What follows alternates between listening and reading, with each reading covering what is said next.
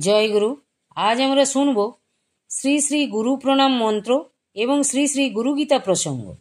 লিখছেন শ্রী শঙ্কর বিশ্বাস। জয় গুরু। গুরু ব্রহ্মবাদী ভক্ত সমাজের কাছে শ্রী শ্রী গুরু গীতা এক অমূল্য সম্পদ। আমরা অর্থাৎ সারস্বত সংঘান্তর্গত ভক্ত সমাজ স্তোত্রমালায় বর্ণিত যে সকল গুরু প্রণাম মন্ত্র, যেমন ওং ব্রহ্মানন্দং পরম সুখদং বা ওং চৈতন্যং শাশ্বতং শান্তং ইত্যাদি দ্বারা আমাদের পরমারাধ্য শ্রী শ্রী ঠাকুর মহারাজকে বন্দনা করে থাকি, সেই মন্ত্রগুলোর অধিকাংশই শ্রী শ্রী গুরুগীতা থেকে উৎকলিত। এই গুরুগীতার মহিমা অপার, কারণ এর প্রবক্তা স্বয়ং দেবাদিদেব মহাদেব এবং শ্রোতা হচ্ছেন আদ্যাশক্তি মহামায়া দেবী পার্বতী।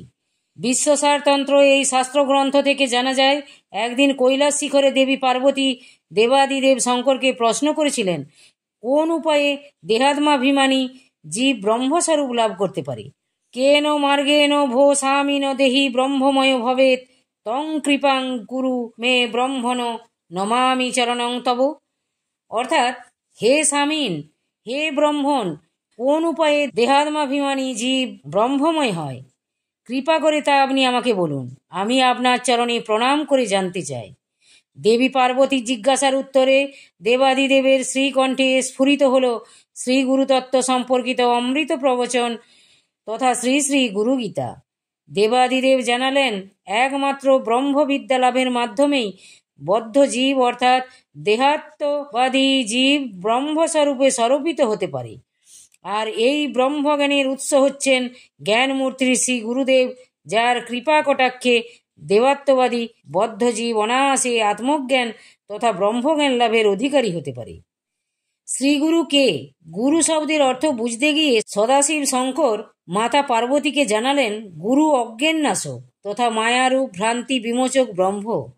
গুরু শব্দের গু অংশটি অন্ধকার তথা অজ্ঞানের বাচক এবং রু অংশটি অন্ধকার বিনাশকারী আলো তথা জ্ঞানের বাচক। গু শব্দশ্চান্ধকার শদ্রু শব্দস্তন্নিরোধক অন্ধকার নিরোধিতাৎ গুরুরিত্যভিধীয়তে।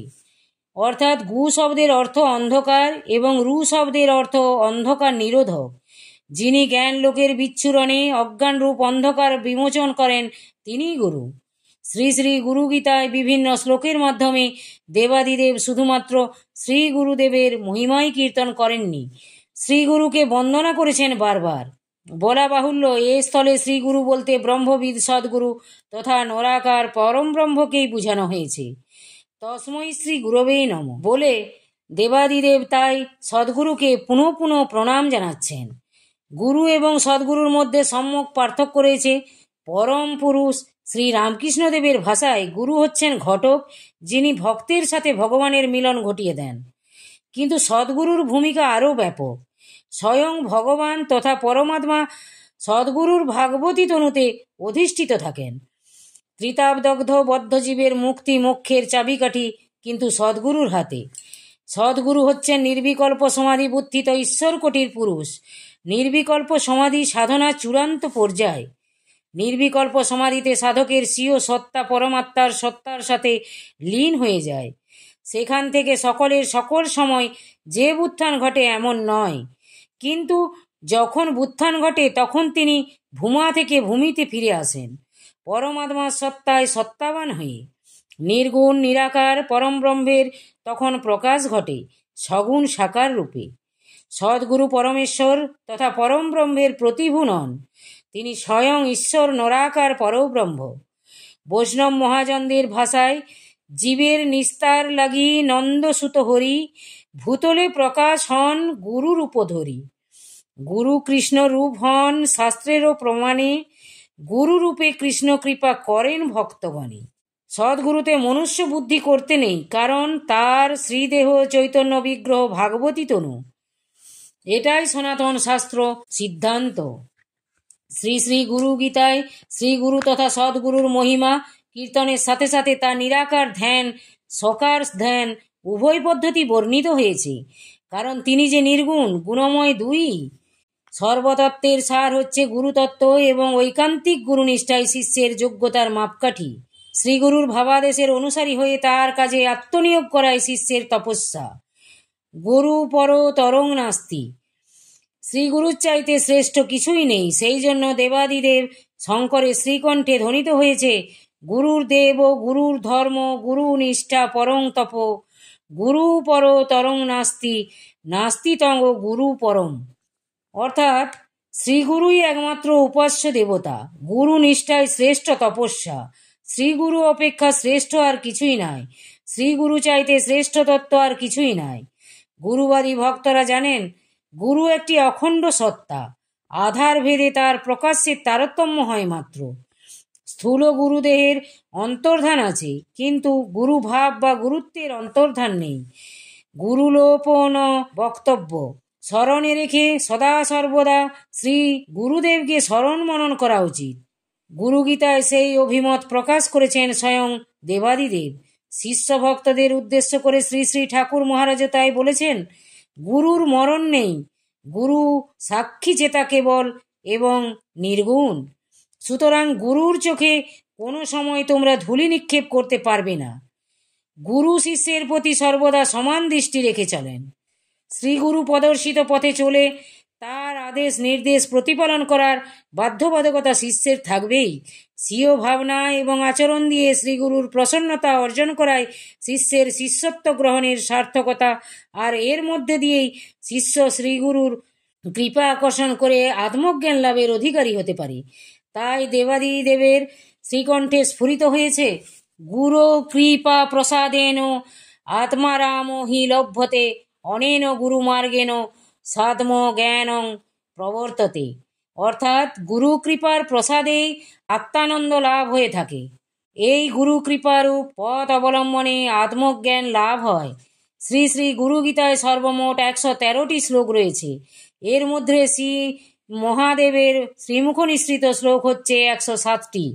শ্রী শ্রী গুরু গীতায় দেবাদিদেব শ্রীগুরুর মাহাত্ম্য বর্ণনার পাশাপাশি শ্রীগুরু তত্ত্ব, শ্রীগুরুর ধ্যান ও পূজা পদ্ধতি, শিষ্যের কর্তব্য এবং শ্রী শ্রী গুরু গীতা পাঠের মাহাত্ম্য আলোচনা করেছেন।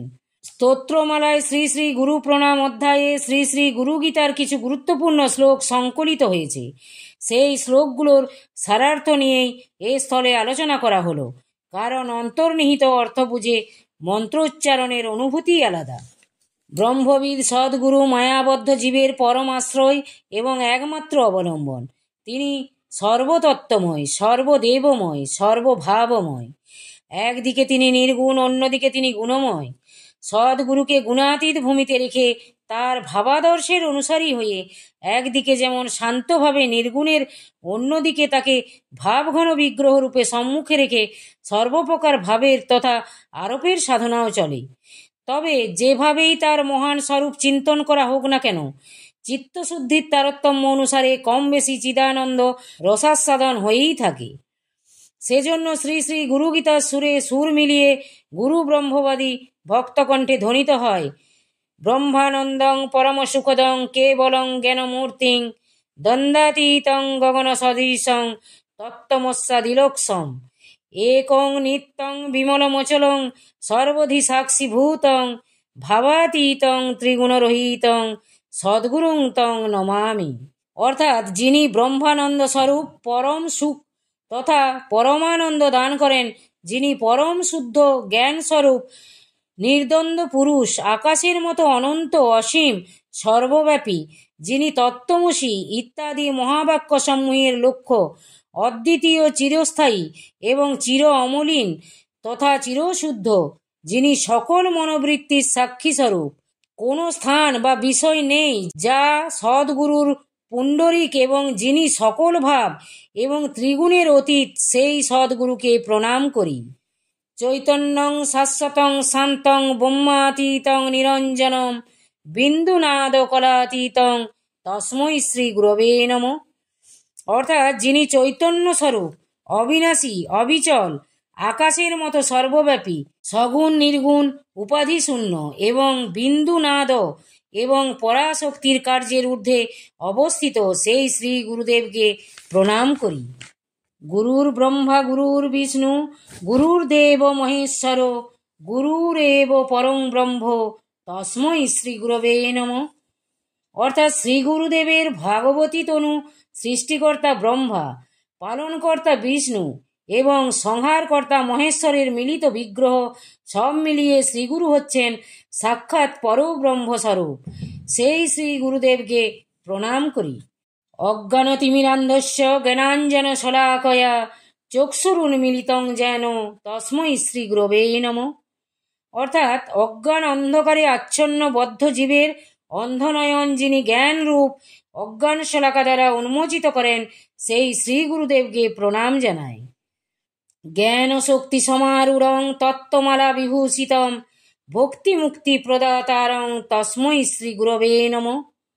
অর্থাৎ যিনি পরাজ্ঞান রূপ শক্তিতে সম্যকভাবে আরূঢ়, চতুর্বিংশতি তত্ত্বমালা যার অঙ্গভূষণ, সেই ভোগ এবং মোক্ষ প্রদাতা শ্রী গুরুদেবকে প্রণাম করি।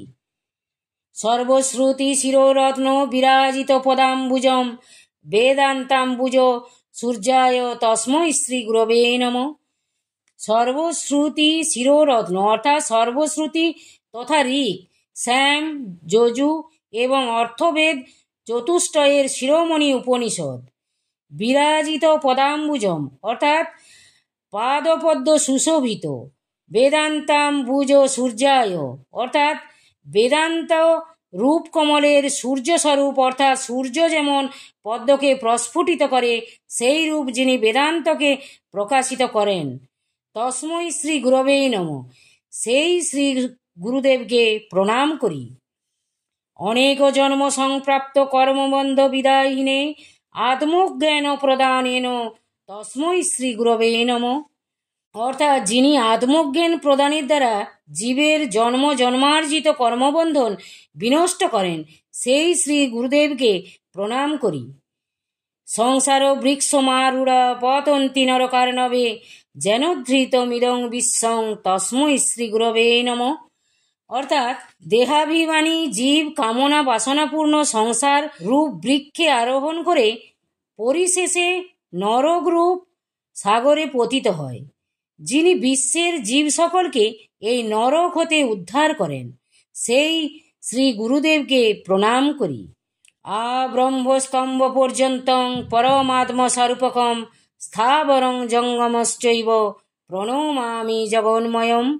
অর্থাৎ ব্রহ্ম থেকে শুরু করে ক্ষুদ্র তৃণগুচ্ছ পর্যন্ত স্থিতিশীল জড় পদার্থ এবং গতিশীল জীবজগৎ সমস্তই পরমাত্মা স্বরূপ।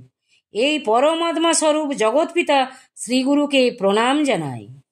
বন্দেহং সচ্চিদানন্দং ভেদাতীতং শ্রীমদ্গুরুম নিত্যং পূর্ণং নিরাকারং নির্গুণং সত্য সংস্থিতম। অর্থাৎ সচ্চিদানন্দ ঘন বিকার রহিত, নিত্যপূর্ণ আকার শূন্য, নির্গুণ এবং স্বীয় আত্মায় আত্মানন্দে স্থিত গুরু ব্রহ্মরূপী জগৎগুরুকে প্রণাম করি। ন গুরুর ধিকং তত্ত্বং ন গুরুর ধিকং তপ তত্ত্বজ্ঞানাৎ পরং নাস্তি তস্मै শ্রী গুরবে নমঃ। অর্থাৎ শ্রী গুরুদেবের অধিক কোনো তত্ত্ব নেই, শ্রী গুরুদেবের অধিক তপস্যা নেই, গুরু তত্ত্বজ্ঞান অপেক্ষা শ্রেষ্ঠ কিছুই নেই, সেই শ্রী গুরুকে প্রণাম করি। গুরুরাদিরনাদিশ্চ গুরু পরম দৈবতম গুরু পরতরং নাস্তি তস্मै শ্রী গুরবে নমঃ। অর্থাৎ শ্রী গুরুদেব সৃষ্টির আদি এবং অনাদি, তাই তিনি শ্রেষ্ঠ দেবতা। শ্রী গুরু থেকে শ্রেষ্ঠতর আর কিছুই নেই, সেই শ্রী গুরুদেবকে প্রণাম করি। ধ্যানমূলং গুরুর মূর্তি পূজামূলং গুরুপদম মন্ত্রমূলং গুরুর বাক্যং মোক্ষমূলং গুরু কৃপা। অর্থাৎ শ্রী গুরুদেবের শ্রীমূর্তি ধ্যানের মূল, শ্রী গুরুদেবের পাদপদ্ম পূজার মূল, শ্রী গুরু বাক্যই সমস্ত মন্ত্রের মূল, শ্রী গুরু কৃপায় মুক্তি মোক্ষের মূল। মন্নাথ শ্রী জগন্নাথ মদ্গুরু শ্রী জগৎগুরু মদাত্মা সর্বভূতাত্মা তস্मै শ্রী গুরবে নমঃ। অর্থাৎ যিনি আমার নাথ তিনিই জগতের নাথ বা প্রভু, যিনি আমার গুরু তিনিই জগতের গুরু। আমার আত্মায় যিনি বিরাজিত তিনি জগতের সকল জীবের আত্মায় অধিষ্ঠিত। এই জ্ঞান যার কৃপায় উদিত হয়, সেই শ্রী গুরুদেবকে প্রণাম করি। নিত্যং শুদ্ধং নিরাভাসং নিরাকারং নিরঞ্জনম নিত্যবোধং চিদানন্দং গুরু ব্রহ্ম নমাম্যহম। অর্থাৎ যিনি নাসহীন পবিত্রতা স্বরূপ, প্রতিবিম্ব রহিত, নিরাকার তথা আকারহীন, নির্মল বিশুদ্ধ জ্ঞান স্বরূপ, চিদানন্দময় সেই পরব্রহ্ম স্বরূপ শ্রী গুরুদেবকে আমি প্রণাম করি। জয় গুরু, জয় গুরু। আজ এই পর্যন্তই। যদি আপনাদের ভালো লেগে থাকে তাহলে চ্যানেলটিকে সাবস্ক্রাইব করে সাথে থাকবেন। জয় গুরু, জয় গুরু।